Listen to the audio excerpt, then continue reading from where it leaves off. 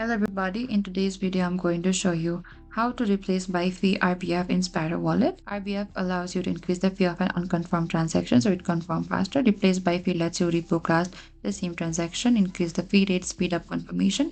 Important RBF must be enabled before the transaction is first broadcast. First, what you can do is you can go to the search on the bottom here and you can find to your Sparrow Wallet here. And as I'm going to select one of the new wallet here and select create wallet. Over here, after you launch your Sparrow and select your wallet, what you can do is you can go to the send here. You can enter the recipient address, amount and enable the RBF. Below the fee rate section, look for the enable replace by fee or just the RBF checkout and tick this box before clicking and you can create any transaction.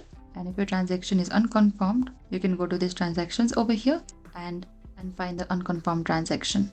And RBF only works if enabled before broadcasting. Once confirmed, it cannot be replaced. And that is it. Thank you for watching this video. I hope I could help you. Don't forget to like, share and subscribe. And if you have any queries or confusion, please comment down and we will reach out to you very soon.